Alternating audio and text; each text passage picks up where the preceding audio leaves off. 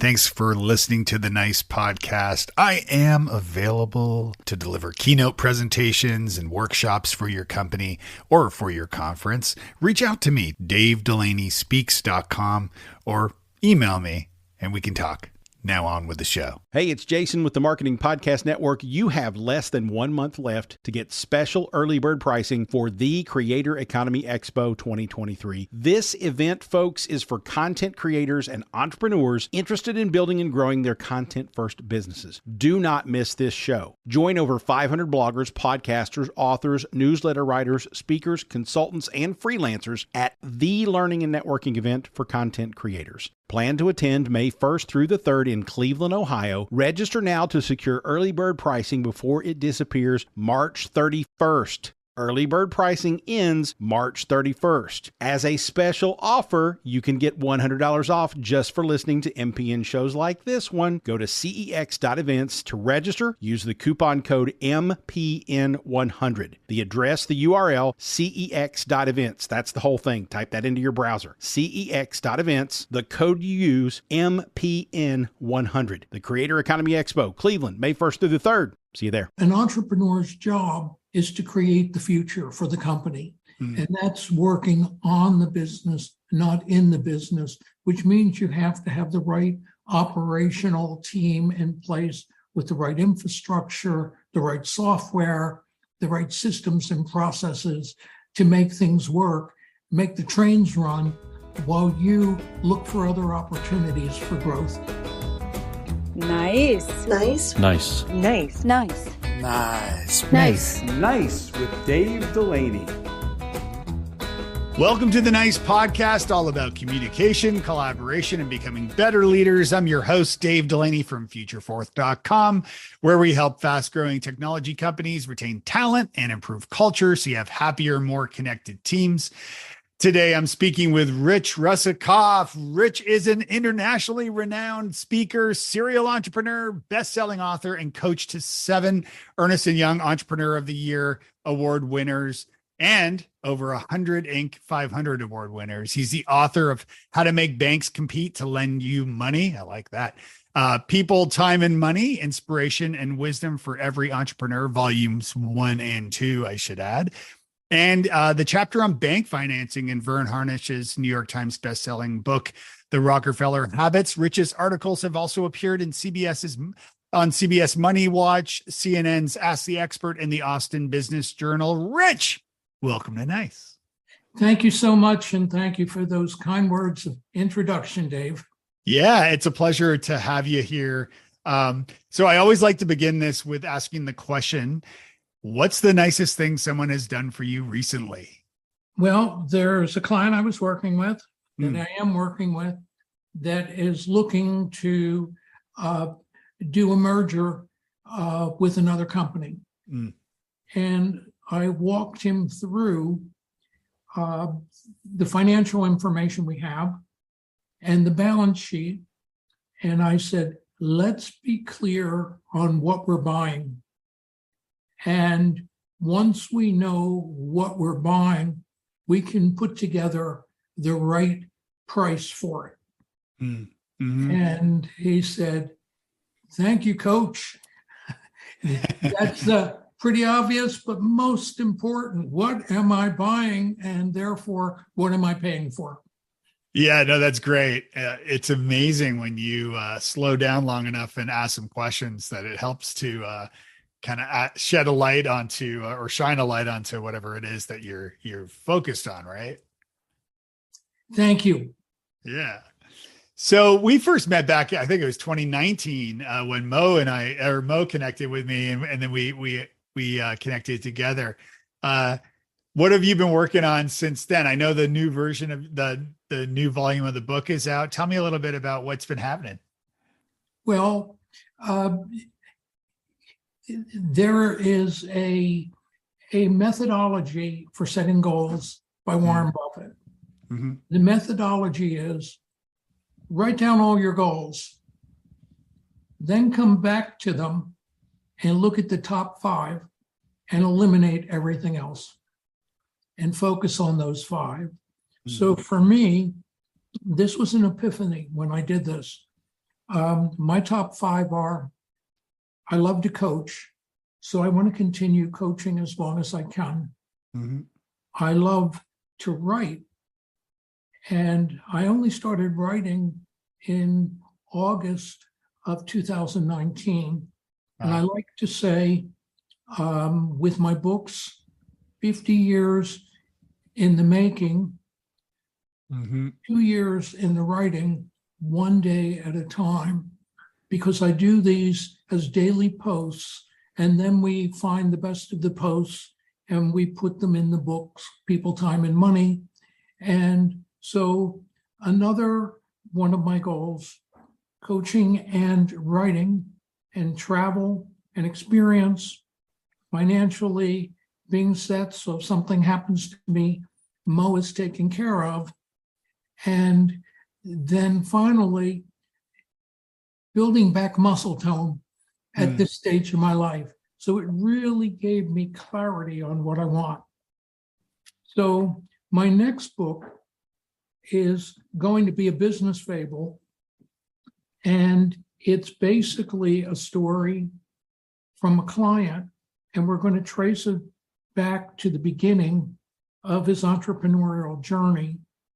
And the story is going to be him telling his daughter, who just graduated from college and wants to be a social entrepreneur, how he got so successful and sold his business and did so well. So the book is going to be called The Gift. Mm-hmm. And we're going to talk about the first 10 years, raising capital, key decisions he's made, hiring, open book management, overcoming obstacles to his success, identifying brutal facts and making changes, and how he was able to capture the market share they have. So that'll be his story to her. And it's Brett Hatton, and he's coming the last week of the month. And we're going to put it all together. It should be fun. Oh, that's amazing. I love that idea. And I like the perspective of writing it for his daughter too. Thank you. Yeah. Yeah. I love it. You mentioned one of the goals too is travel. And I remember some time ago, you and Mo were heading to, was it Louis Evans' 5 Chairs, 5 Choices transformational retreat in Florence. Tell me about that experience. How was that? Well, Mo had been studying nonviolent communication with Marshall Rosenberg, and it was a little bit too academic for me. And then she discovered 5 Chairs, 5 Choices, which is a Louise Evans TEDx that she did that has close to 5 million viewers right now. Wow. And I finally figured out the process. And we looked her up, and we found that she was having a conference, a learning event in Tuscany, but it was booked. So Mo dogged her on all sorts of social media. She said, somebody's going to not show, may as well have our money and we'll be there. So she called us, and we bit the bullet. We took one for the team. We went to Tuscany for a week and then to Florence. And it was an amazing experience. And Louise is terrific in terms of how she helps people work through challenges and issues and getting from blame to thinking about, okay, let's slow down. Let's get past blame. Either am I blaming you or blaming myself? And then getting to the question, what is it that I want? And then how do you frame that in a negotiable way to solve a problem with someone? So it's a phenomenal approach. And her book, 5 Chairs, 5 Choices, is extraordinary. I'm going to include links to everything we talk about in the show notes too, so folks can find those reference points and check them out. What made the event stand out to you? You know, like I do workshops and training and events a lot of the times. And I'm curious about making memorable events. And I know you've done events over the years too. What are some ways that you've found maybe in her event or in other events that make them stand out and make them more memorable? Well, I've been very fortunate enough to appear at the Entrepreneurial Masters Program at MIT, an off-campus of MIT called the Endicott House, and 65 entrepreneurs from throughout the world attend. And I've stayed with Mo for the 3 days, and we've listened to phenomenal speakers, and then we've had meals every day with entrepreneurs from all over the world. We met some people this time from Vietnam and India and England, and there's a possibility we may be going over to those countries to speak. Oh, that's fantastic. So maybe adding, I guess, a focus of making things international, or at least, encouraging an international audience is important. Well, we're very fortunate, David, that English is the language of business internationally. Yeah. So I can go to Costa Rica or El Salvador, and the entrepreneurs I work with speak English. Yeah. So it's very helpful. Who was someone that was especially nice to you in your career? There is a man by the name of Nito Kubain, who was in the International Speakers Hall of Fame. He was originally born in Bethlehem. He attended High Point University. And when I started coaching, he said, I want to give you 2 pieces of advice. Never bill by the hour, bill by the project. So put the scope of work together so it's clear with the client, and find yourself a client right off the bat that will pay your bills and then build from there. So I'm very appreciative of Nito for that. And I'm appreciative of the people of Inc. magazine who introduced me to the Entrepreneurs Organization. And I'd say, Dave, about 80 to 90% of the clients I work with are members of the EO network internationally. Yeah, I've had the great pleasure of speaking for the Entrepreneurs Organization, EO, here in Nashville, and done some virtual stuff. And I'm going to be speaking at an event for them in Phoenix in April. And that's coming together right now. So we're still working on the details. But tell me a little bit, for our listeners who are not familiar with EO, can you tell us a little bit about EO? And how did you get connected with EO? I know, obviously, you wrote Vern Harnish's chapter on finance, or on money in Rockefeller Habits. Is that how that came to be? Or I was very fortunate early on to meet the people that were in charge of Inc. magazine's coaching division, and I spoke back in those days at virtually all the Inc. conferences. And one day I got a call from Linda Burton, who said, Rich, there's this Entrepreneurs Masters program, and we're one of the sponsors of it. And last year, our speaker sucked. So if we don't do a good job this year, we lose the spot. No pressure, Rich. And that's how I met Vern. Okay. That's how I started working with entrepreneurs. I don't know if you're familiar with the name Randy Nelson. Randy wrote a book called The Second Decision, which is, once you develop your business and get it to a certain point, should you be the CEO? And Randy was my first client. And I've been working with people in the EO network for over 20 years as a result. Oh, it's fascinating. Actually, Go ahead. I was just going to say, it's funny you mentioned that, because I had Brian Rowland on my podcast a couple episodes back, and he was talking about being the CEO of his company, and after 13 years firing himself, and never looking back. Like it was a great decision to make. So it's interesting. Yeah. Yeah. I don't know that thank you. I don't know if I fully answered your question. Yeah, please Because, continue. first of all, you have to have revenue of $1 million or more. Right. And secondly, you go through a vetting process and you can join a chapter anywhere in the world. And there are at least 10,000 members of EO all over the globe, from Africa to Nepal to Saigon to you name it. They're there. I have 2 clients right now, one in Costa Rica and one in El Salvador. Nice. Yeah, EO is pretty fascinating that way. I mean, it is such a great group, a great organization, and yeah, as you said, I mean, they have a vast network for sure. How has networking played a role in your career?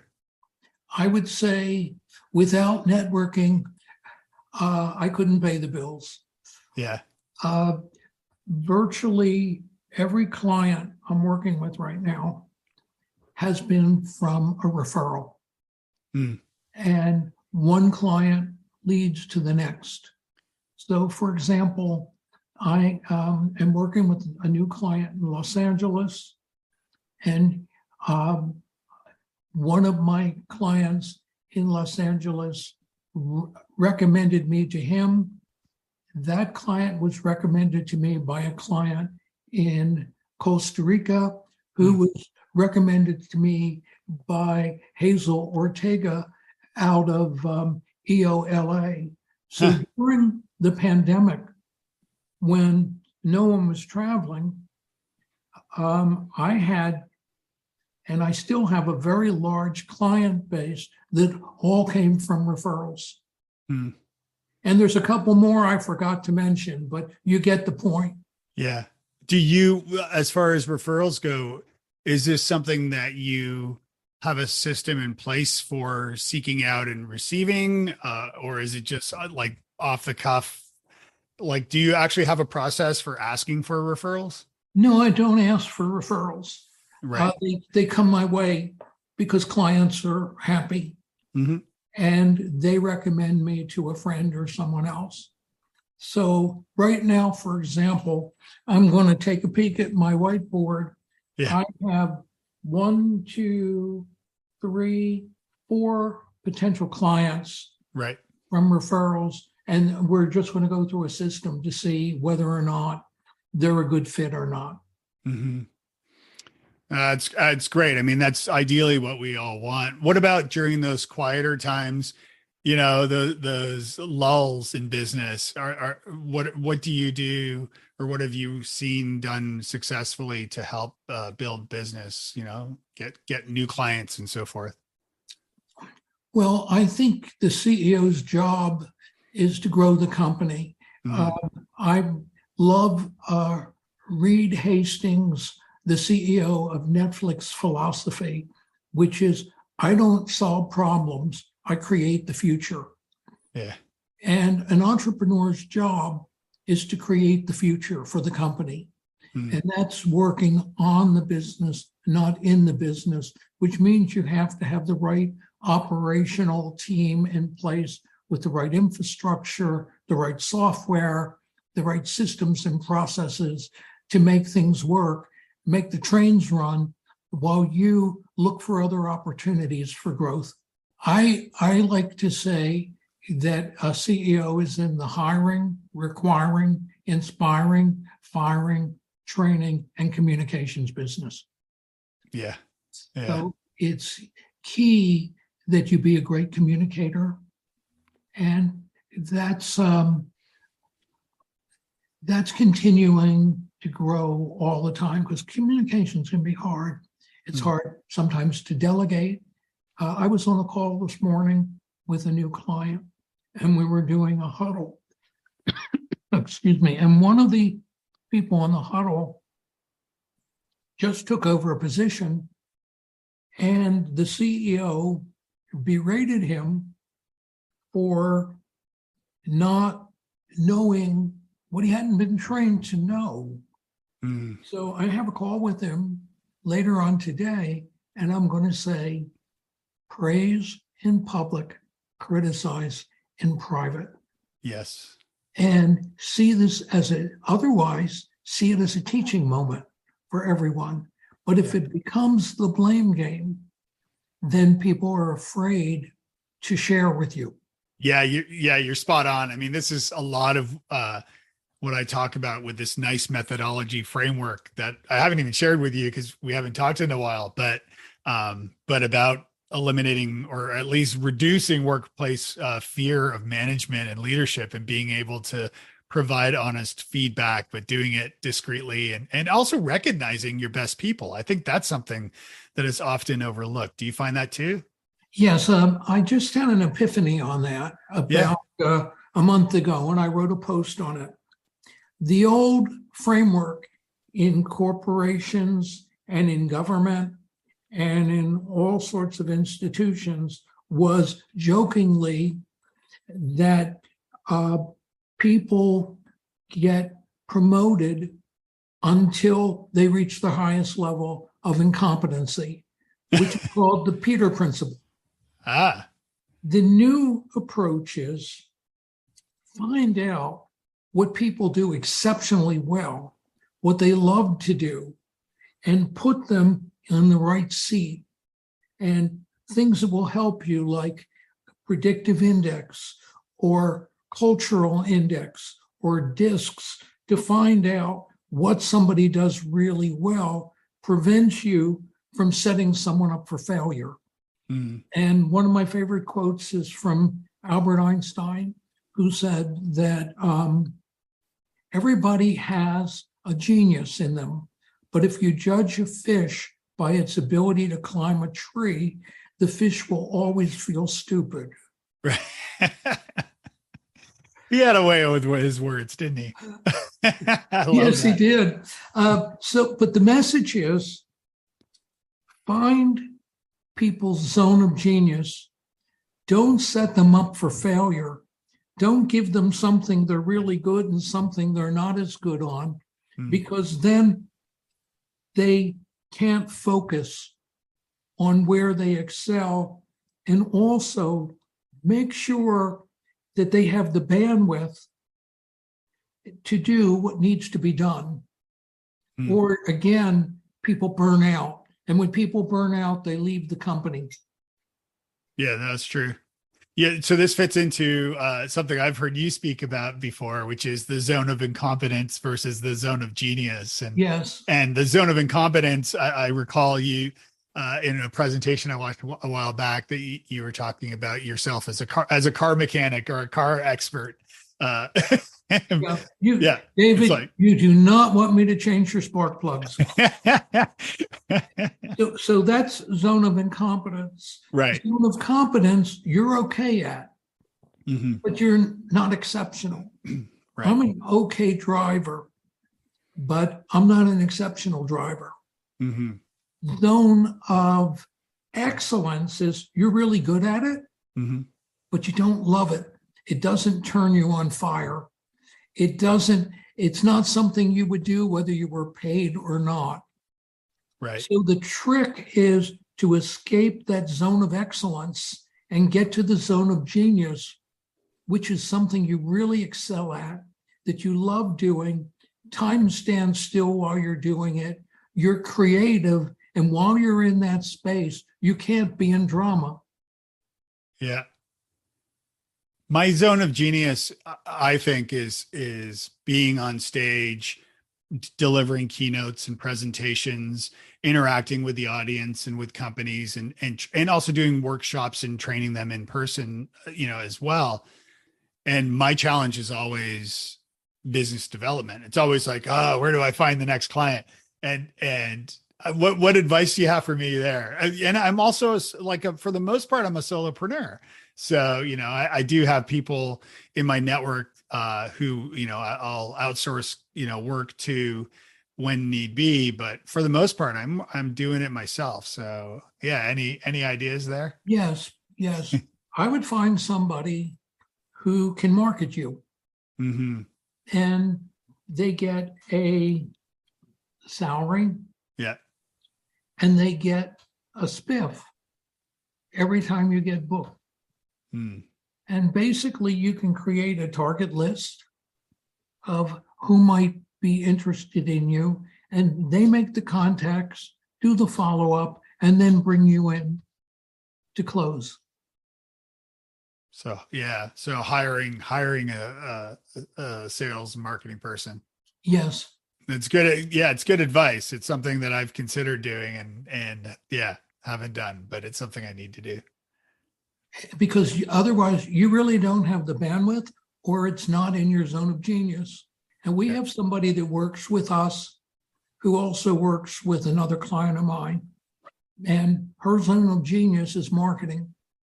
And as a result of her marketing efforts, my book has become a #1 bestseller on Amazon. It wouldn't have happened without her.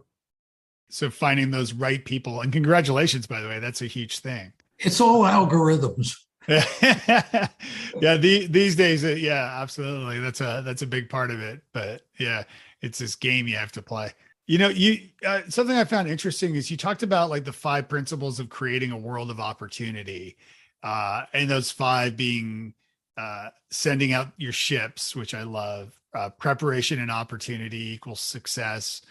Problems are the fertile soil from which opportunities emerge. Opportunities are everywhere, and the greatest opportunities are within us. Pay it forward and then never burn bridges. Tell me like how you came up with this, and maybe we can drill down on some of these sections a little. Search engine optimization can be confusing, but your business can benefit from it regardless of what you do. SEMrush, an all-in-one digital marketing suite, can cover key SEO activities, including tracking your competitors' keyword strategies, improving search rankings, and much more. Why choose multiple solutions when you can use just one? Start your free trial today and get on top. Go to bit.ly/SEMrushMPN. That's bit.ly, bit.ly/SEMrushMPN. Well, to succeed as an entrepreneur, you have to have a nose for opportunity and be looking for opportunities. So the first one, send out your ships, is do some nibbles, do some research, find something, travel, and say, I can bring that back to wherever. And so, for example, this book I'm going to write, which is a business fable, I've never written a business fable before. Yeah. I don't know if I've read 5 of them, but so I see an opportunity there.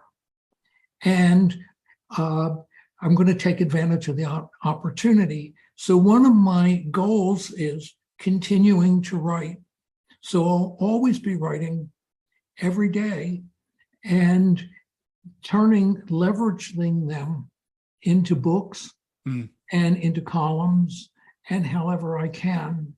So that's key. Proper preparation is about, there's an old saying that the people that have luck are the ones that work the hardest.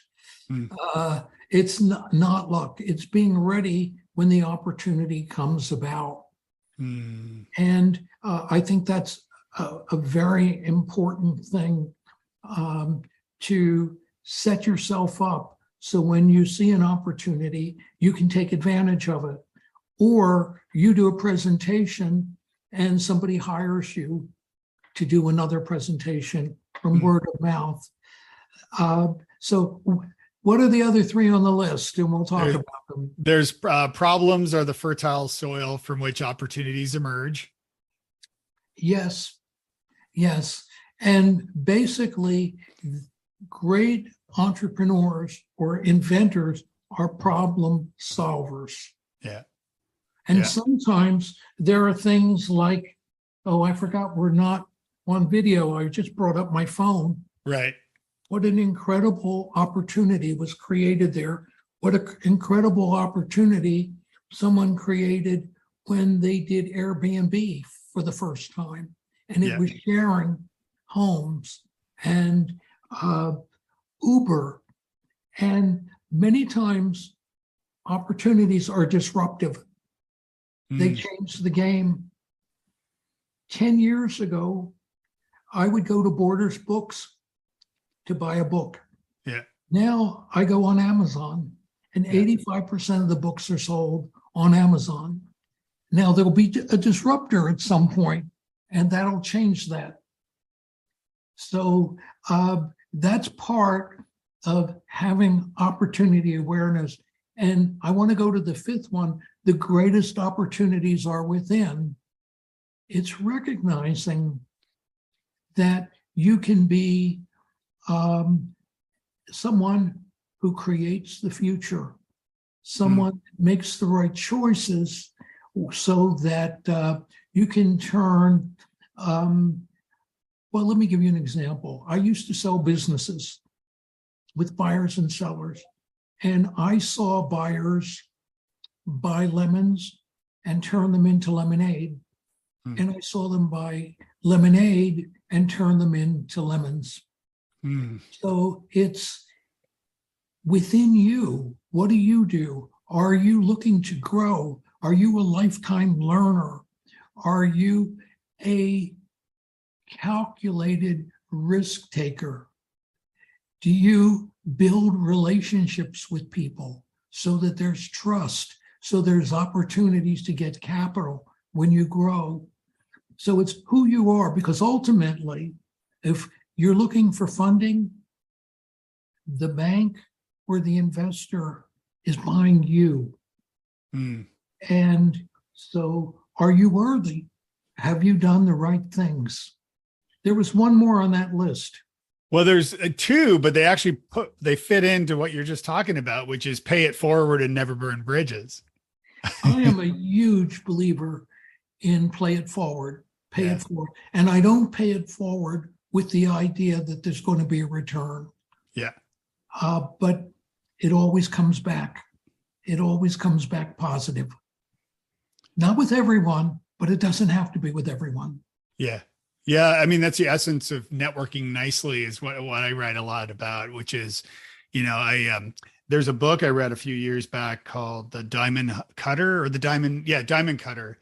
And it was a fascinating book about a Buddhist monk who takes over a jeweler in New York and brings it to, huge success based on Buddhist philosophies. And part of that is, talking about, call it karma or what have you, but he talks about planting seeds and how, that same idea of like paying it forward, planting those seeds, and letting those relationships grow over time, is the best way to manage that.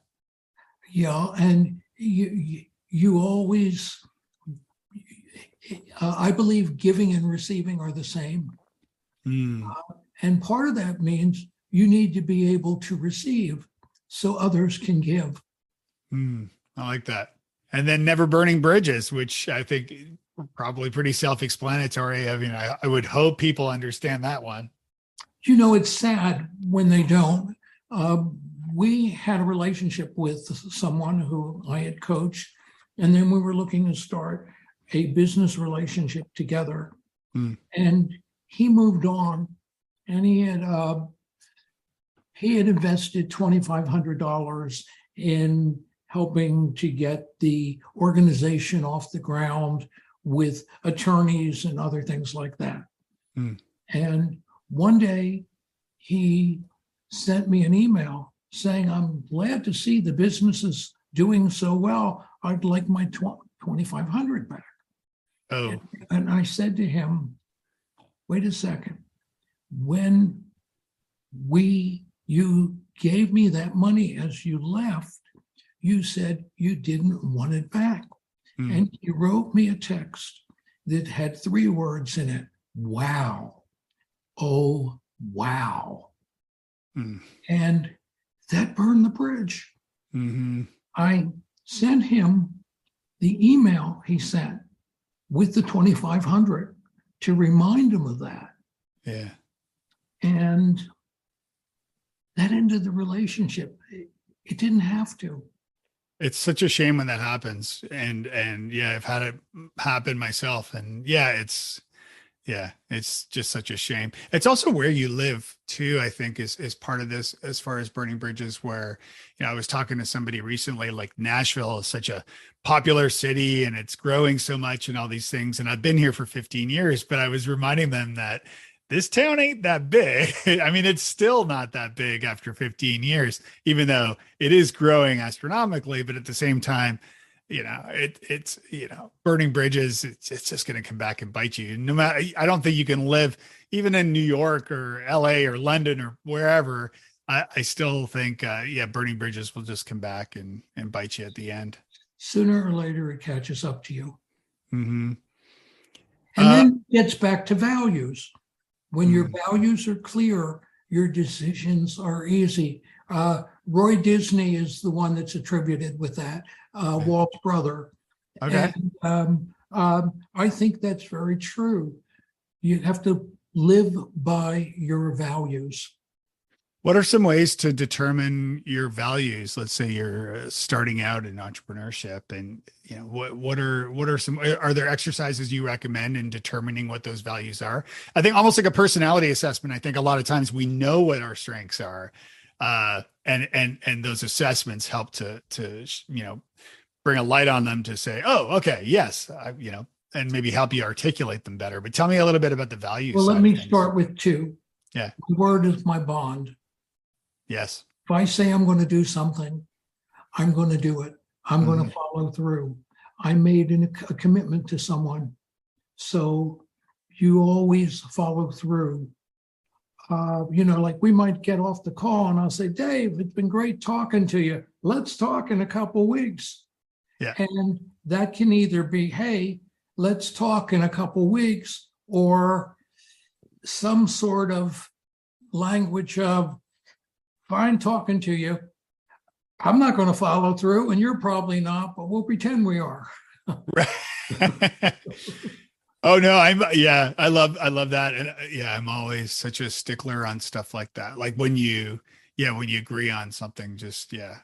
So for example, for me, I have a task list in notes where anytime I make a promise, I put it in my task list, and it's my administrative assistant's job to keep my promises.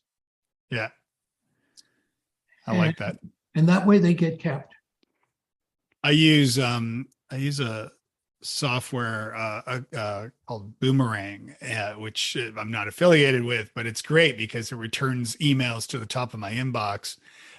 To remind me, like if I send you an email and say, okay, I'll follow up with you in 2 weeks, I'll make that email reappear in 2 weeks. So I'll be like, I've got to follow up. So it definitely helps a lot.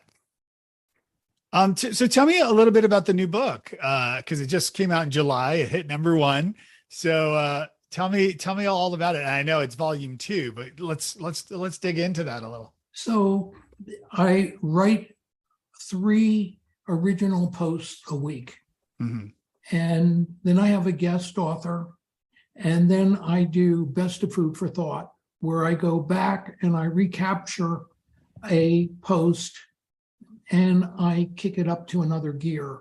For example, today's post was about my being in New York, working with a client who was in the fire, flood, soot, and restoration business during 9/11, and how they immediately needed to shift gears because they were down at ground zero for 6 months. And tomorrow's post is going to be about midnight, September 11th. I'm jogging in the middle of Park Avenue because there's no traffic allowed below 42nd. And I meet a woman standing on the corner looking bewildered. And she said to me, I work for Lincoln. Lincoln was one of the sponsors of the Forest Hills tennis tournament, which just ended, same time every year. And we had a gala banquet the night before. And my boss said, you don't have to come in early to her 9/11 office. Mm. And she's wandering on the streets. Why am I alive? Everything that's in that building is gone. Is Lincoln going to build back again? How did this happen? So it's a dramatic post. And I'm always looking for stories. That's opportunities to write about. I was just working with a client who sold his business, and we were having a conversation, and he shared that there's a philosophy called put your mask on first. So you're on an airplane. They say before you put the mask on your child, put your mask on yourself. And what he said is, if you look at your stakeholders, your first stakeholders are the people that work for you. Your second stakeholders are your customers. And your third are your investors or where your profit is, not the other way around. Yeah. So that's a brilliant subject for a post. That is a great subject for a post. Tell me a little bit about the post too, because I get them through my email. Do you also post them online as well, or are they primarily in email? Here's what we do. We take one post a week and we put it on LinkedIn. Do you do it as like a LinkedIn article? I do it just the way the post is as an article, yes. Yeah, that's great. Yeah, that's good. That's good. And what kind of feedback have you received from those? We get a lot of feedback from LinkedIn. Yeah. I don't know if you know David, if you know Brian Bruwald, who's very well known in the entrepreneur community. Yeah. If I write a post, all my posts go out at 6 a.m. Yeah. And it's scheduled to, by 6:30, I may hear from Brian saying what he liked about a post. Yeah. And it's interesting, someone out of the blue will respond to a post because it really touched them. It hit a nerve, or it was something that they were dealing with at a given moment. So my posts are about business and about life and about being the best you can be. You talked about you first started writing books in 2019, but you've obviously, you love writing. Did you write before that? I mean, before the books started coming out? I mean, or journaling or? Not really. That's fascinating. The way this evolved, David, is I started sending out quotes to a list of people. And then I started doing a commentary on the posts, on the quotes. And the next thing I knew, I started writing them. And we have a core list of about 250 people that get my posts on a daily basis. Yeah. And what I like to say is 50 years in the making, 3 years in the writing, 1 day at a time. Yeah. And that's how we put them together. And even, for example, this book that I'm going to do, this fable, I've already written posts that cover some of the subject matter. So I'll just go back to that when Brett is here at the end of the month and we start writing the book. Yeah. But, I was asked on one of the interviews, what would have been different if you would have written your first book 30 years ago? And my answer is, I couldn't have. There wasn't spell check. There wasn't Grammarly. There wasn't Google, which is invaluable to get instant quotes, instant history, instant facts and references, all these things together. Writing every day have helped to make me in my zone of genius as a writer from being in the zone of excellence. And it's evolved. How has it evolved? I'm a better writer. I know how to tell a story. I don't put 6 quotes in a post. I put one in the beginning and one in the end. I don't write 800-word posts. I write a post with a clear message, with a concept, and I'm out by 550 words because that's how people read today. So the book is made up of 60 some posts I think are good. And you can read one post a day. You don't have to read it like you would read a novel, and get the nugget from that. Yeah. It's a great format. And you're right. I mean, today, people are looking for shorter things a lot of the time. So it makes a lot of sense that way. It's a great format. And I'm glad that, yeah, I didn't realize at the time when we first met in 2019, and I started getting your emails too. And so I've seen that evolution as well. And it's been pretty cool to watch. And you're definitely somebody that, whose insights I respect a lot, and and your experiences and things. So it's great that you're sharing that. And something else that we've done, my wife, Mo, who you mentioned, connected us with some people in Ireland who were editors and writers. And there's a lady by the name of Gina Kinney, who, when I write my post, at the end of the day, I put it in draft.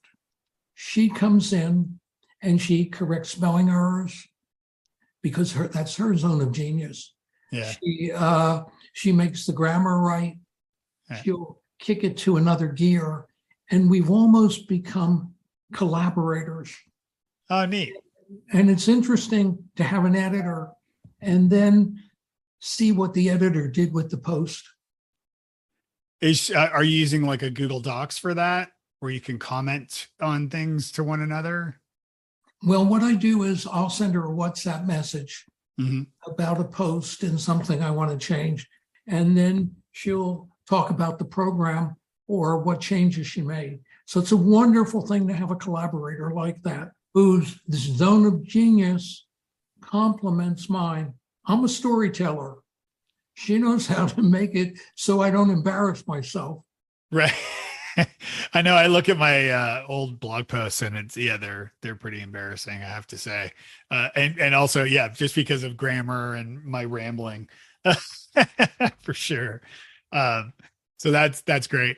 Well, and I'm trying to get back over to Ireland, so I'll have to go over and say hello. Maybe she could correct my spelling along the way. So tell me I want to hear a little bit before, I'm going to wind this down and jump into the lightning round, but tell me a little bit about your origin story. Like where did you grow up, and tell me a little bit about your parents, what they did. And I grew up in Philadelphia. Okay. My parents were in the dry cleaning business. My mother majored in accounting in college in the 1940s with one other woman in the department. And the dean called them in the office and said, "You ladies are doing so well, but there's no opportunities for women in accounting." And they both said, "Thank you very much," stayed in it. They had wonderful careers. So she was a bookkeeper for a dry cleaner. And my parents started their business with a drop store, which means that you took the cleaning and gave it to someone else to do. Okay. So the wholesale. And they grew a small empire in Philadelphia in the dry cleaning business. And I worked for them every weekend and every summer and every holiday until I reached a certain age.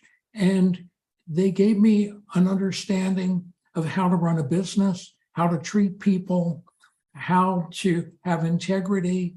They gave me a work ethic. So I started my first business on the Outer Banks of North Carolina, which was a jewelry and gift store, which I ran for 9 years. And I learned so much, and we developed a community there. And then after I sold it, I was interested in how businesses changed hands. So I joined a business brokerage franchise. And that's where I saw buyers buy lemons and turn them into lemonade, and buy lemonade and turn them into lemons. Yeah. And it was the key decision. It wasn't the business so much, but was the management. Yeah. And then I went on my own and I started coaching, and I hooked up with Inc. And then Inc. opened so many doors for me, including my relationship with the Entrepreneurs Master's Program and the EO Network in general. I love how it all connects, and you can look back and follow the story. It's always an interesting thing. Yeah, and there's chapters along the way. And now there's the chapter of writing and putting it all together and sharing lessons learned. For example, I had a client I was on the phone with. She went to Europe, and while she was there, her home flooded. So she was living in a rented space. And I said, has the insurance company paid you any money yet? And she said, no. I said, please get a lawyer to read your contract and protect you, because it's the adjuster's job to beat you up. And I told stories about a break-in I had in my business and a shoulder replacement, and how having legal representation was able to help me get what I should have gotten as a result in the settlement. So suddenly I have a post on that. And that was one day last week, by way of example. That's great. All right. Well, I'm going to move to the lightning round so I can be respectful of your time here. So complete this sentence. Nice guys and gals finish. Nice guys finish within the fulfillment of their self and the joy that comes from great relationships of trust. I love that. That's awesome. What's a nice book that you recommend the nice makers listening read? It might surprise you. The book is called Zen Guitar by Philip Dojo Suto. And he uses picking up and playing the guitar as a dojo, and it takes you through all aspects of life. And it's beautifully written, and it's Zen philosophy. I love it. I'm definitely going to check that out. How is Rich nice to himself? Well, I'm nice to myself. I love to cook. I love to eat. So on a Saturday, I'll go buy the food for the week, and then I will cook up a wonderful meal, and I get instant gratification. So cooking is in my zone of genius, and that's one way I'm really nice to myself. I love music, so I'm nice to myself by listening to music, and I love giving, and that's another way that I'm nice to myself. What kind of music do you like? I am eclectic. I like anything from the American songbook to rock and roll to the blues to a little bit of opera, Claude Debussy and things like Claire de Lune. Yeah. Anything from Harry Nilsson to Leonard Cohen to Joan Baez. I go to the Grateful Dead. I go the gamut. Yeah, I love it. That's a great mix of stuff. If you had a billboard, what would it say? Don't believe everything you think. Rich, this has been such a pleasure. How can people get a hold of you and learn more about what you do? Well, Rich at coachtothebest.com, all words, or go to my website, coachtothebest.com. Great. And I'll make sure to include links to everything in the show notes so folks can connect with you. It has been an absolute honor, and it's just so nice to catch up with you. Thank you for your time and your insights. David, you are a terrific interviewer. Thanks for listening to the Nice Podcast. I would love to include your voice on the show. If you have comments or questions regarding this episode or any episode, whether you might have some nice communications tips of your own, visit friend.nicepodcast.co. There, you can record an audio comment, and I expect you'll hear it on an upcoming episode. Theme song is Little Jane May, and the end song is Funny Feeling by Alistair Crystal at alistaircrystal.ca. And we'll see you next time. Be nice.